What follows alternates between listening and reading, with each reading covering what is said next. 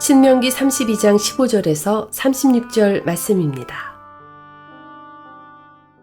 그런데 여수른이 기름짐에 발로 찼도다. 내가 살찌고 비대하고 윤택함에 자기를 지으신 하나님을 버리고 자기를 구원하신 반석을 업신여겼도다.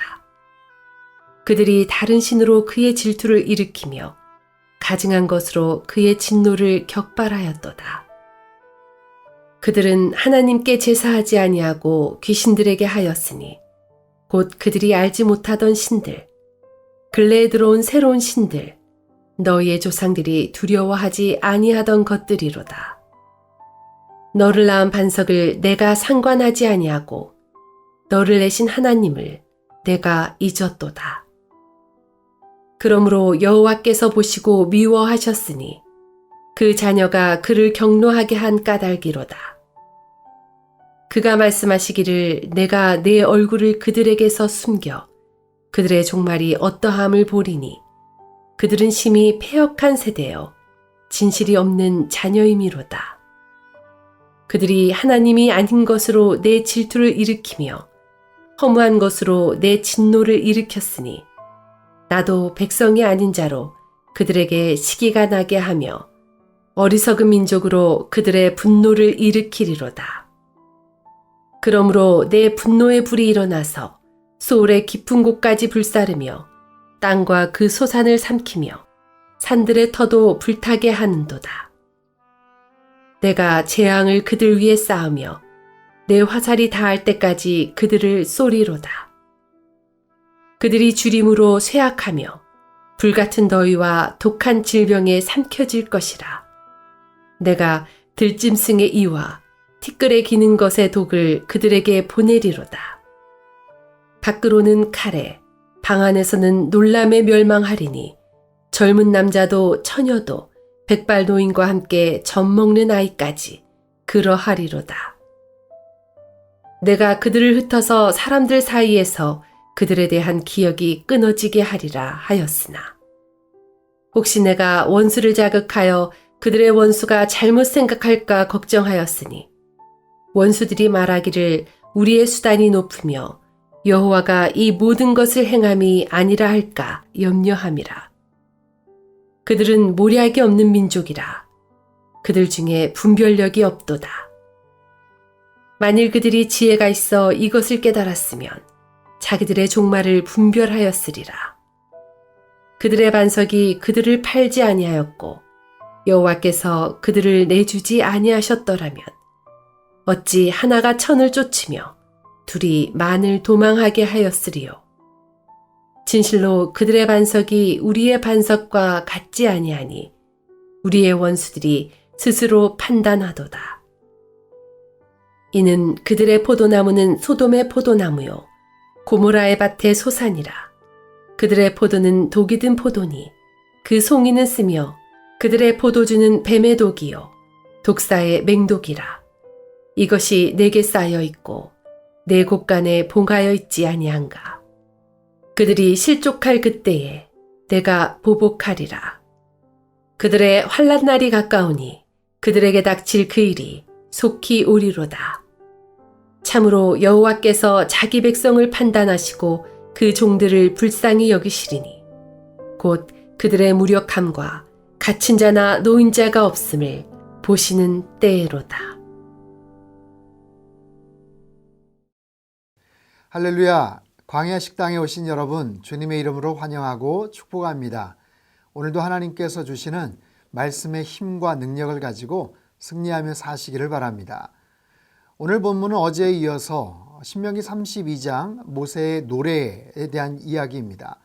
하나님께서 이스라엘 백성들을 얼마나 사랑하셨는지 정말 눈동자처럼 보호하시고 지키시고 또 독수리가 그 새끼를 날개에 업어서 키우는 것처럼 하나님께서 그렇게 인도하시고 책임지셨던 최고의 사랑, 최선의 그런 하나님의 보호와 인도하심을 하나님께서 말씀을 하셨죠.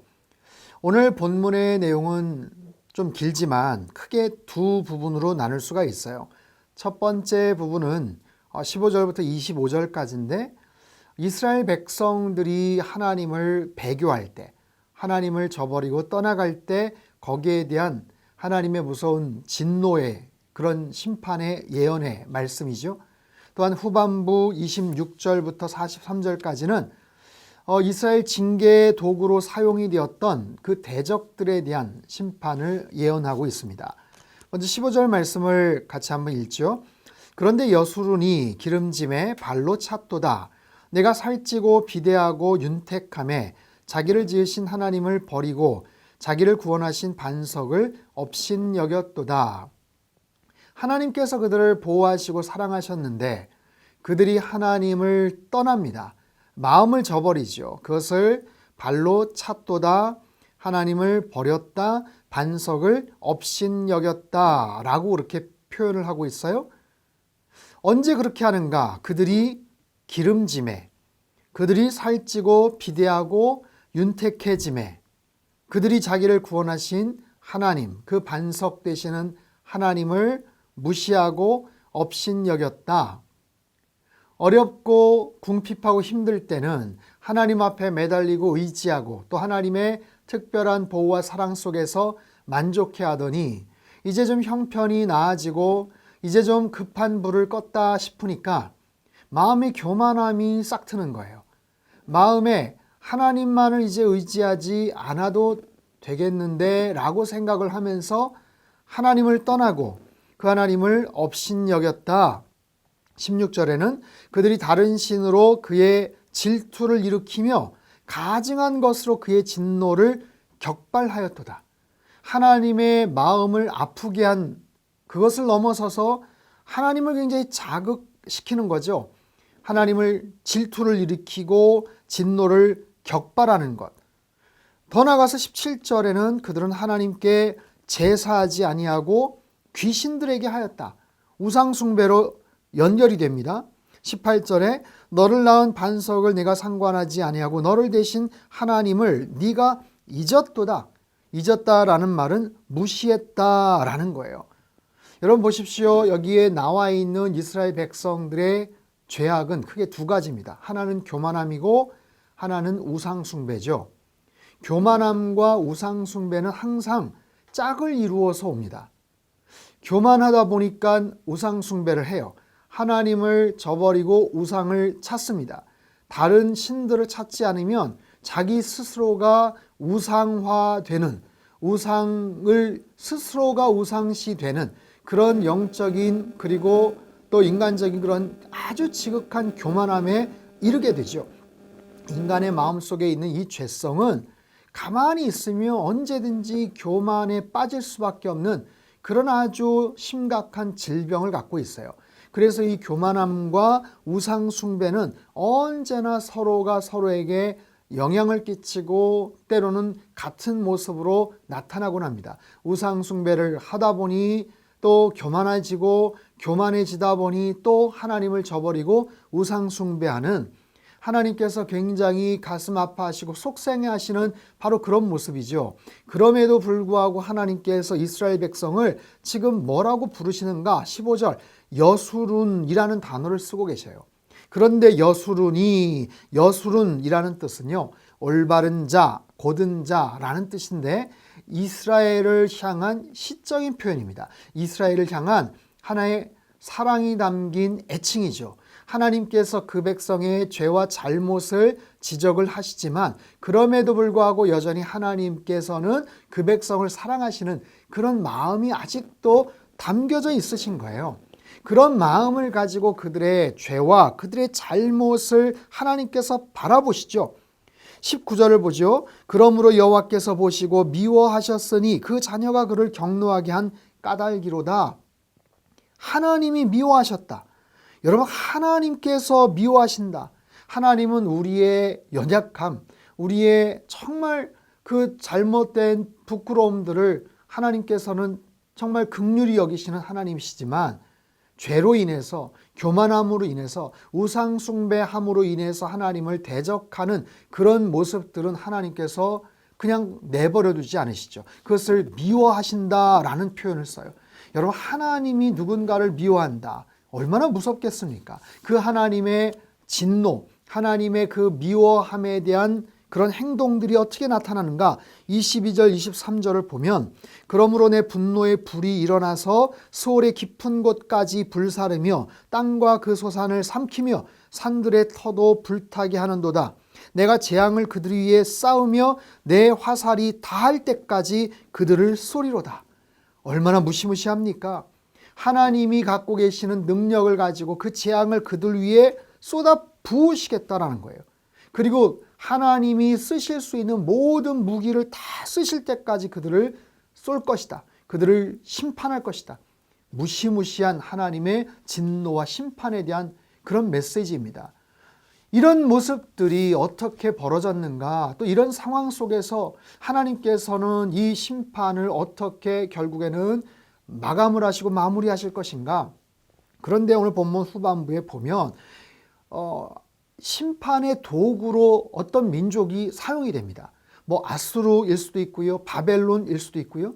그런데 그 아수르나 바벨론이나 블레셋이나 이스라엘 백성을 심판하기 위한 하나님의 회초리 역할을 했었던 그들이 27절, 26절 이하에 보면 자아도취를 하는 거예요. 뭐냐면 27절, 혹시 내가 원수를 자극하여 그들의 원수가 잘못 생각할까 걱정하였으니 원수들이 말하기를 우리의 수단이 높으며 여호와가 이 모든 것을 행함이 아니라 할까 염려함이라. 무슨 말이냐면 하나님께서 그들에게 힘을 실어주셔서 그 순간 이스라엘 백성들을 혼내게 하시는 심판의 회초리로 도구로 사용을 하셨는데 이 친구들이 착각을 한다는 거예요. 자기 착각 속에 또 자기 망상 속에 자아도취에 빠져서 야 우리가 대단해서 우리가 능력이 많아서 저 민족을 우리가 함부로 짓이기고 심판하는구나 라고 착각할 것 같아서 염려가 심이 된다라는 그런 얘기죠.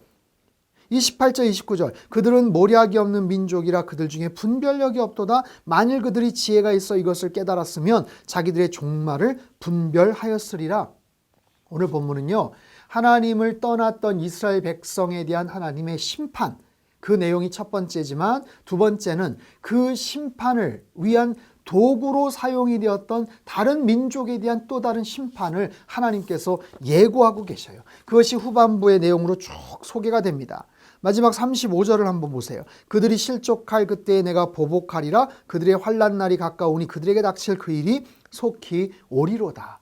이것은 이스라엘 백성을 심판하기 위한 도구로 쓰임받았던 타 민족에 대한, 다른 이방 민족에 대한 하나님의 심판이에요. 그렇다면 이스라엘 민족은 어떻게 될 것인가? 결국엔 거기서 끝이 날 것인가? 그렇지 않죠. 하나님의 은혜와 하나님의 긍휼하심은 결국에는 그 백성을 구원하시는 데까지 이르게 됩니다. 자, 마지막 36절 읽겠습니다. 참으로 여호와께서 자기 백성을 판단하시고 그 종들을 불쌍히 여기시리니 곧 그들의 무력함과 갇힌 자나 노인자가 없음을 보시는 때로다. 하나님이 판단하신다. 이것은 하나님이 변호할 것이다 라는 거예요. 그런 상황에 놓여 있는 이스라엘 백성을 불쌍히 여기셔서 마지막 순간에는 하나님께서 그들을 변호하실 것이다. 됐어. 더 이상 너네들 이제 그만 손대. 이제 내가 이 백성 내가 알아서 할 거야 라는 거죠. 그리고 하나님이 불쌍히 여기신다. 그래서 마지막 순간에는 결국 하나님의 백성을 회복시켜 주실 것이다 라는 그런 메시지입니다. 사랑하는 성도 여러분, 우리도 마찬가지예요. 하나님과 좋은 관계를 계속해서 유지해 나가는 것이 큰 축복일진데 우리의 마음이 높아지거나 교만해지면 언제든지 이스라엘 백성들처럼 이런 마음들을 갖게 됩니다. 그럴 때 하나님께서 우리에게 경고하시죠. 하나님께서 우리에게 워닝 사인을 주시죠. 그럴 때 정신을 번쩍 차리고 하나님 앞에 다시 돌아가야 돼요. 그럼에도 불구하고 결국에는 그 하나님께서는 그 백성을 마지막 순간에는 긍휼히 여기시고 불쌍히 여기신다. 여러분, 하나님 앞에 날마다 하나님 우리들을 불쌍히 여겨 주시옵소서. 이것이 우리의 간절한 기도가 되어야 될 줄로 믿습니다. 하나님 앞에 가장 어떻게 보면 힘이 있고 또 하나님께서 우리들을 구원해 주실 수 있는 가장 큰 은혜가 담겨 있는 우리의 간구와 기도는 바로 이거예요. 하나님, 저희들을 불쌍히 여겨 주십시오. 저희들이 무지합니다. 저희들이 완악했습니다. 저희들이 교만했습니다. 이 모든 것들을 다 하나님 앞에 회개하고 다시 하나님 앞에 나아갑니다. 저희들을 불쌍히 여겨 주십시오. 그러면 언제든지 하나님께서 그 큰 팔을 벌려 우리를 품으시고 안으시고 우리를 다시 회복시켜 주실 줄로 믿습니다. 하나님의 놀라운 사랑의 은혜, 회복과 용서의 그 다함이 없는 하나님의 그 능력을 여러분 날마다 일상에서 경험하시고 오늘 하루도 이 말씀의 힘과 은혜를 가지고 여러분 승리하며 사시기를 주님의 이름으로 축복합니다. 기도하겠습니다. 하나님 아버지, 우리 안에 있는 완악함과 교만함과 죄성으로 인해서 하나님의 마음을 아프게 할 때가 참 많습니다. 저희들을 불쌍히 여겨 주시옵소서. 저희들의 죄된 모습, 잘못된 그런 여러 가지 허물들을 주님께서 긍휼히 여겨 주시고 언제나 하나님과의 관계, 주님과의 거리가 항상 가까워질 수 있도록 언제나 주님 말씀 쫓아서 살아가는 성령의 사람, 말씀의 사람, 기도의 사람, 예배의 사람 될 수 있도록 주님 축복하여 주시옵소서. 존귀하신 예수님의 이름으로 기도하옵나이다. 아멘.